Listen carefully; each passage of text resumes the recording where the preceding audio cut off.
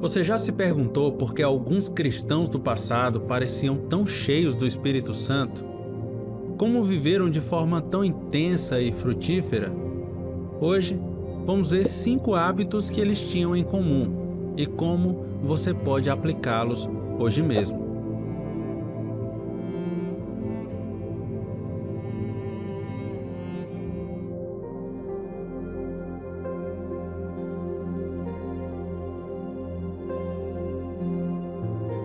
É claro que esse vídeo não poderia começar de forma diferente. No coração dos grandes avivamentos e movimentos espirituais da história, havia sempre um padrão comum: cristãos que oravam com intensidade e persistência. Um dos maiores exemplos, que eu já cansei de falar sobre ele aqui no canal, é George Muller, um homem que viveu na Inglaterra do século XIX e cuidou de mais de 10 mil órfãos sem pedir dinheiro a ninguém, apenas orando. Ele decidiu provar ao mundo que Deus ainda ouvia orações, mesmo nos tempos modernos. Muller orava diariamente por horas e mantinha um diário com mais de 50 mil respostas documentadas. Isso mesmo, 50 mil. Muitas delas, segundo ele, eram respostas específicas e diretas, algumas acontecendo no mesmo dia ou até no mesmo momento em que ele orava. Mas Muller não começou orando por horas. Ele começou como todos nós, com o desejo de estar mais perto de Deus. Com o tempo, a oração deixou de ser uma obrigação para se tornar um prazer. E ele dizia que o segredo era não começar o dia sem antes alegrar-se em Deus. Isso vinha através de oração, acompanhada da leitura bíblica. Esse tipo de vida de oração profunda não é exclusividade dos heróis da fé. Ela está acessível a todo cristão que deseja viver mais cheio de Deus. Uma dica que eu poderia dar para você é que você deve começar de forma pequena, mas com constância. Talvez separando 15 minutos por dia para orar. Coloque ali também um caderno, anote seus pedidos, registre as respostas. Com o tempo, você vai ver sua fé crescer à medida que perceber que Deus realmente está ouvindo cada palavra.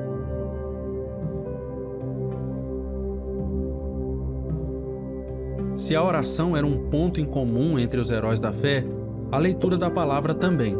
Entre os cristãos mais cheios de Deus na história, a Bíblia não era apenas um livro. Era vida, era pão diário, era a voz de Deus. Eles não apenas liam, mas mergulhavam nas Escrituras. Ruminavam a palavra como quem busca tesouros escondidos. Um exemplo impactante é John Wesley, o fundador do movimento metodista. Ele não apenas lia a Bíblia, ele a lia de joelhos, literalmente, em oração, com reverência. Wesley acreditava que ninguém podia crescer espiritualmente sem ser moldado dia após dia pelas Escrituras. Ele dizia que era um homem de um só livro, e esse livro era a Bíblia. Outro gigante da fé é Martinho Lutero, o reformador do século XVI. Ele gostava de decorar longas porções das Escrituras e as citava em suas pregações e escritos. Lutero dizia que a Bíblia não era para ser lida apressadamente, mas mastigada, digerida e aplicada. Pegou essa dica? Ele mesmo afirmou que quanto mais lia, mais percebia que não sabia nada. Tamanha era a profundidade da palavra de Deus. Esses homens, irmãos, não estavam apenas informando suas mentes, estavam formando seus corações. Eles não liam por obrigação, mas por necessidade espiritual. A palavra era a lâmpada que iluminava o caminho dia após dia. E quer saber de uma coisa? Você não precisa começar lendo dezenas de capítulos. Em vez disso, leia menos, mas com mais profundidade. Escolha um evangelho, um salmo, uma epístola. Leia com calma, medite, ore sobre o que leu e pergunte: o que Deus está me dizendo aqui? E, se possível, anote o que aprendeu. Isso te ajuda a fixar e praticar. Eu nunca vou esquecer o que li sobre Martyn Lloyd-Jones em sua biografia. O fato de que Martyn Lloyd-Jones costumava meditar em 2 capítulos da Bíblia por dia. Parece pouco para um grande teólogo, mas imagine o quanto de riqueza e tesouro a gente pode extrair apenas de uma palavra das Escrituras, quanto mais em 2 capítulos se demorarmos tempo pensando sobre ele.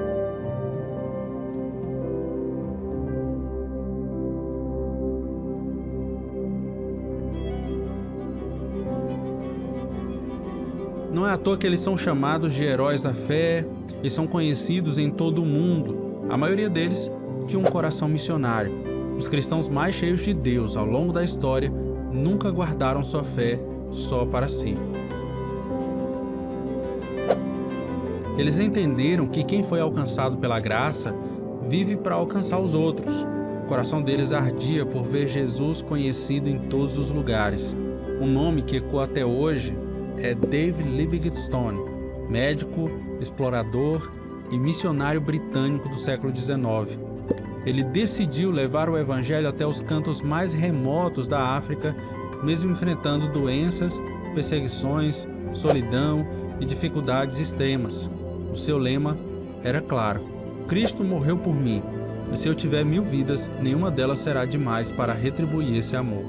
David atravessou selvas, desertos e rios, não por aventura, mas por compaixão pelas almas. Quando seu corpo foi encontrado anos depois, os africanos enterraram seu coração em solo africano, literalmente, porque, segundo eles, seu coração pertencia à África. Esse tipo de zelo missionário não é apenas para quem vai a terras distantes. É para todo cristão que deseja viver uma fé viva e frutífera. Você sabia que você pode ser um missionário onde você está?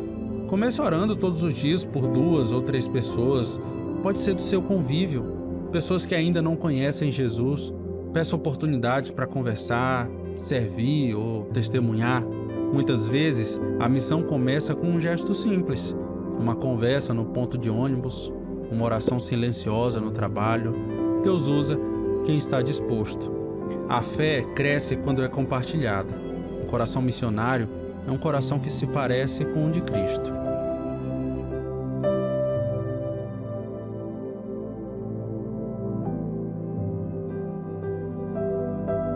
Nenhum dos outros grandes homens e mulheres cheios de Deus viveu isolado. Na verdade, os maiores avivamentos da história nasceram de grupos comprometidos em buscar a Deus juntos. A comunhão com outros cristãos maduros não apenas fortalece a nossa fé, ela acende o fogo da paixão por Cristo. Um exemplo impressionante disso foram os morávios, um grupo cristão do século XVIII, que viveu em um mover extraordinário de Deus. Perseguidos por sua fé, eles encontraram refúgio em uma comunidade chamada Reinhard, na Alemanha, liderada pelo conde Nikolaus Zinzendorf. Até merece um vídeo aqui no Teologia. Deixe o seu comentário se você quiser que eu fale sobre ele aqui. Ali se comprometeram a manter uma cadeia de oração ininterrupta, 24 horas por dia, 7 dias por semana, e não durou apenas uma semana, não durou apenas um mês, mas nada menos que 100 anos. Isso mesmo, um século inteiro de oração ininterrupta, com revezamento entre os membros da comunidade. Mas não era só oração. Eles viviam juntos, compartilhavam tudo, buscavam santidade, estudavam a Bíblia e se corrigiam mutuamente com amor. Daquela comunhão intensa surgiu um dos maiores movimentos missionários da história da igreja. Esses crentes sabiam que a fé se fortalece quando há unidade, oração coletiva e prestação de contas mútuas. Eles não viviam uma fé solitária, mas em aliança com outros que também queriam mais de Deus.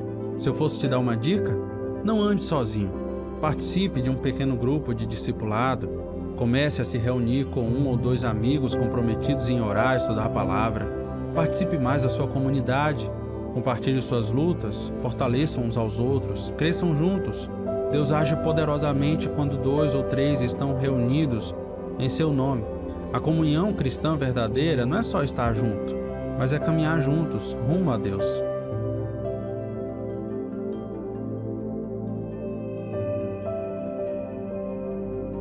Os cristãos mais cheios de Deus sempre tiveram uma marca clara: viviam em santidade.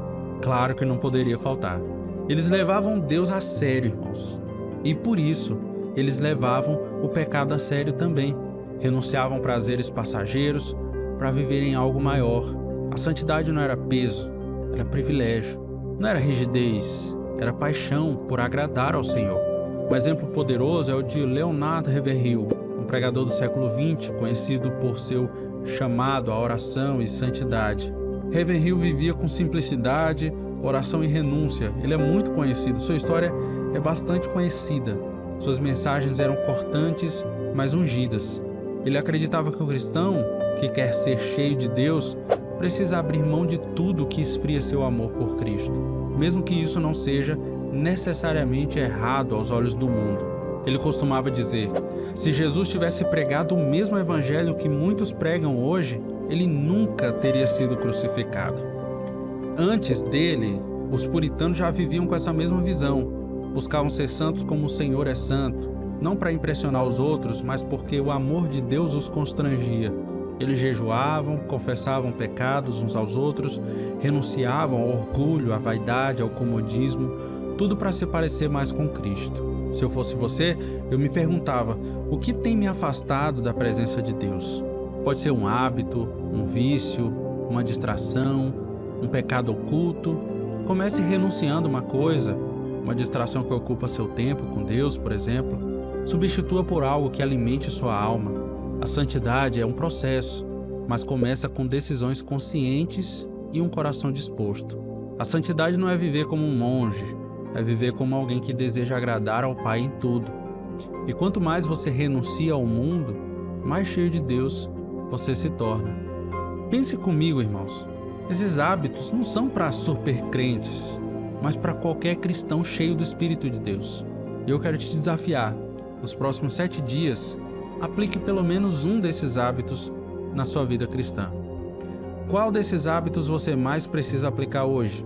Comenta aqui embaixo, deixa a sua sugestão de conteúdo para os próximos vídeos